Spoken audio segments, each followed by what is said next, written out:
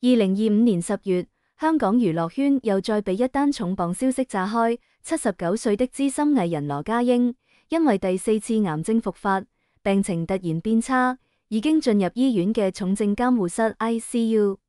據知情人士透露，羅家英喺病床前向親友公開話別，直嚟話冇幾多日命啦，仲話自己已經放棄化療，選擇保守治療。而佢老婆 TVB 阿姐汪明荃就喺病房外含住眼淚話尊重佢嘅決定。更加令人震驚嘅係，有內部人士爆料，汪明荃已經連夜改咗遺囑條款，甚至考慮放棄部分億萬家產，引嚟全港熱議。呢啲都唔係羅家英第一次同癌症搏鬥啦。自2004年起，佢先後經歷過肝癌、前列腺癌等4次癌症，每次都用驚人嘅毅力撐過去。不過呢次病情變差，就令外界不禁猜測，呢位抗癌鬥士係咪真係走到生命嘅盡頭啦？而汪明荃嘅放棄家產呢個舉動，又係咪暗藏隱情呢？據當時喺場嘅工作人員透露，羅家英嘅抗癌之路真係一波三折，起點要追溯到2004年。嗰一年，羅家英喺片場拍戲嘅時候，突然因為腹痛難頂而暈低喺地，現場即時一片混亂。工作人員迅速將佢送去醫院，經過一系列檢查，最終確診為肝癌3期。醫生面色凝重咁話俾羅家英聽，如果唔立即做手術，佢嘅生命可能就剩低短短幾個月。喺老婆汪明荃嘅堅定陪伴下，羅家英鼓起勇氣接受咗部分肝臟切除手術。術後，佢毅然放棄咗化療呢種痛苦嘅治療方式，轉而通過健康飲食同積極運動嚟恢復身體。羅家英後來喺接受訪問嘅時候感慨咁話：嗰陣時我真係好驚，但汪明荃一直喺我身邊，佢仲比我堅強。令人驚嘆嘅係，手術後只過咗1年，羅家英就以驚人嘅毅力重返舞台，繼續出演佢中意嘅話劇《盧得水》。佢憑住精湛嘅演技，贏得咗現場觀眾嘅熱烈掌聲，好似從未離開過呢個舞台咁。不過，命運似乎唔打算輕易放過呢位抗癌英雄。2014年，羅家英喺一次常規體檢中，再次被查出肝癌復發。面對呢個突如其來嘅打擊，佢依然選擇咗手術治療。但呢次因為冇買保險，高昂嘅醫療費用令佢幾乎陷入破產嘅境地。羅家英後來無奈咁透露，第2次手術冇買保險，花咗好多錢，差啲破產。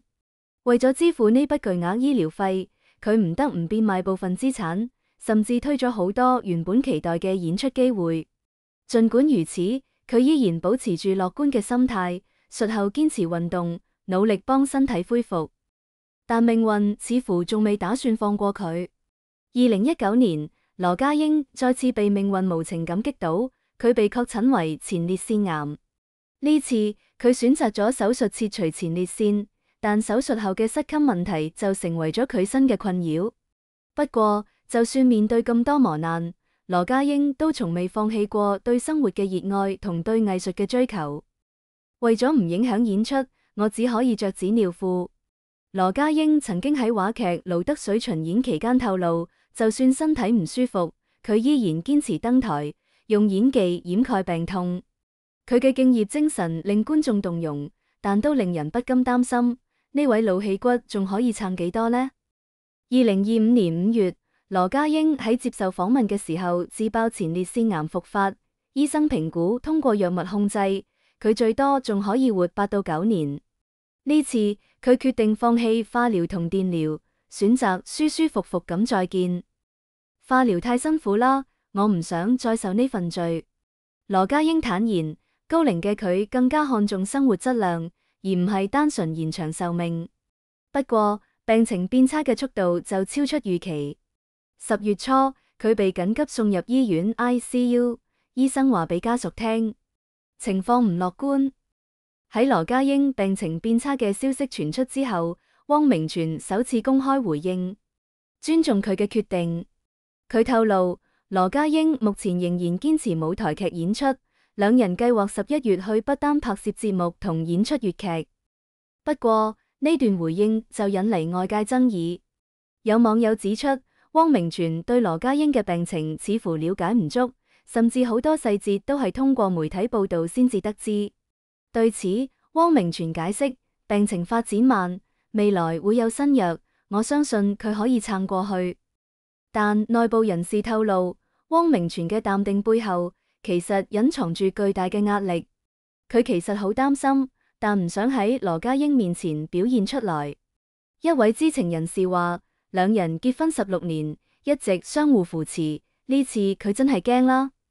更加令人震驚嘅係，有爆料稱汪明荃已經連夜改咗遺囑條款，甚至考慮放棄部分億萬家產。據悉，汪明荃嘅財產早就過億，但佢一直熱心公益，曾經動過將所有財產捐贈俾慈善機構嘅念頭。不過，羅家英對此就持唔同睇法。佢認為，就算兩人冇子嗣，但汪明荃仲有弟弟同侄子，作為汪家後代，佢哋應當得到一定嘅財產支持。經過一番深思熟慮，兩人決定喺確保家族後代得到支持嘅同時，都拿出一部分財產用於公益事業。汪明荃其實好糾結，佢既想幫社會，又唔想令家族失望。一位接近汪家嘅內部人士透露，呢次改遺囑可能係為咗平衡兩方面，但都有傳聞稱汪明荃嘅放棄家產呢個舉動，其實係為咗轉移公眾注意力，掩蓋夫妻關係嘅真實狀態。佢哋其實經常吵架，而際生活令感情變得冷淡。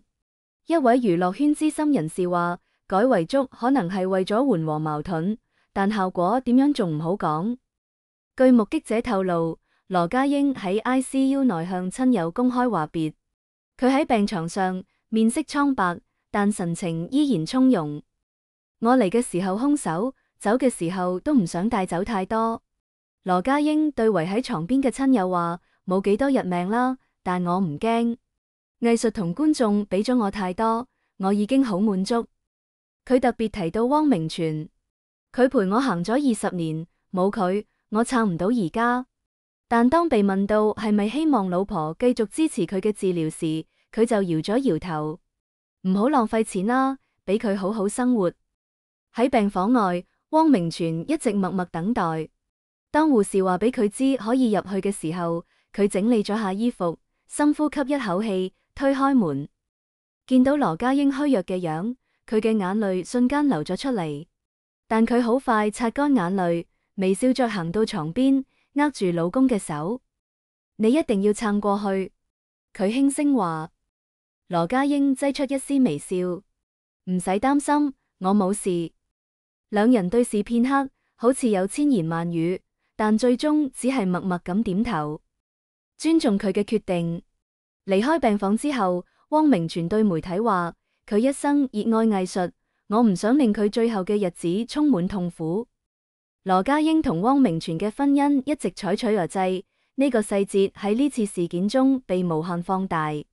有網友指責汪明荃冷漠，喺老公重病嘅時候依然堅持唔承擔醫療費用。佢哋結婚16年，一直而制，呢樣係點啊？一位網友喺社交媒體上留言，羅家英為咗治病花光積蓄，汪明荃卻一分都唔出，真係令人心寒。但都有支持者認為，而制係兩人嘅選擇，外界冇權干涉。佢哋相愛咗20年。感情唔係用錢衡量嘅。一位粉絲話，汪明荃尊重羅家英嘅決定，呢個先係真正嘅愛。隨着遺囑改咗嘅消息傳出，各種陰謀論都開始甚囂塵上。有傳聞稱，汪明荃嘅弟弟同侄子對遺產分配唔滿意，正喺施壓要求更多財產。汪家嗰邊一直喺鬧，話羅家英唔係汪家人，唔應該分財產。一位知情人士透露，但汪明荃好堅定，佢既要照顧家族，又要尊重羅家英嘅意願。都有傳聞稱，羅家英嘅放棄化療決定，其實係為咗減少醫療開支，確保財產唔會被耗盡。佢知道自己冇幾多日命啦，唔想令汪明荃人財兩空。一位娛樂圈人士話，但呢個決定卻令外界誤解咗佢哋嘅感情。呢次事件中，公眾對羅家英同汪明荃嘅婚姻進行咗激烈嘅道德審判。有人指責佢哋作秀，有人感嘆愛情終將輸俾現實，亦都有人呼籲尊重隱私，停止猜測。明星都係人，佢哋嘅婚姻都有問題。一位網友評論道：但我們應該尊重佢哋嘅選擇，而唔係一味指責。呢次事件令我想起好多明星婚姻嘅結局。一位娛樂記者話：公眾總係喜歡放大明星嘅私生活，但卻忽略咗佢哋都係普通人，都有自己嘅苦衷。儘管病情變差，羅家英依然堅持藝術創作。據悉，佢正喺參與劇本《柳如是》嘅創作，並計劃喺病床上完成最後一部作品。佢唔想令病痛影響工作。一位合作編劇透露，就算喺病床上，佢依然喺修改劇本，呢種敬業精神令人敬佩。此外，羅家英仲透露，佢希望喺生命嘅最後階段繼續參與粵劇演出。粵劇係我嘅根，我唔可以放棄。佢曾經話，就算只可以喺台上站5分鐘，我都要令觀眾見到我嘅熱情。喺羅家英病情變差嘅消息傳出之後，汪明荃一直強撐住應對媒體同公眾，但私下裏佢卻經常獨自流淚。佢其實好驚會失去羅家英。一位接近汪明荃嘅友人透露，20年嘅婚姻，佢哋一齊經歷過太多，呢種感情唔係外人可以理解嘅。儘管如此，汪明荃依然堅持工作，甚至喺10月初仲去咗摩洛哥拍攝節目。但有工作人員透露，佢喺拍攝期間多次中暑，身體狀況令人擔心。佢唔想令羅家英擔心，所以一直硬撐住。一位同事話：但我們都知，佢其實好需要支持。羅家英嘅病情變差，令全港陷入震驚同猜測。佢嘅放棄化療決定，汪明荃嘅遺囑修改風波，以及兩人牙祭婚姻嘅爭議，都令呢起事件充滿咗懸念同爭議。不過，無論外界點樣猜測，羅家英同汪明荃嘅20年婚姻，依然係一段唔可複製嘅傳奇。佢哋用行動詮釋咗咩係真正嘅愛情，唔係轟轟烈烈嘅誓言，而係平淡生活裏面嘅相互扶持；唔係金錢同物質嘅堆砌，而係生死關頭嘅堅定選擇。生命中有盡頭，但藝術同愛可以永恆。羅家英曾經喺訪問中話：而家佢正用自己嘅方式完成最後嘅告別，而汪明荃亦都用佢嘅堅強同脆弱書寫住屬於佢哋嘅結局。呢場全港矚目嘅大戲可能冇真正嘅贏家，但無論如何，我們都應該尊重佢哋嘅選擇，祝福佢哋可以喺生命嘅最後階段揾到屬於自己嘅平靜同幸福。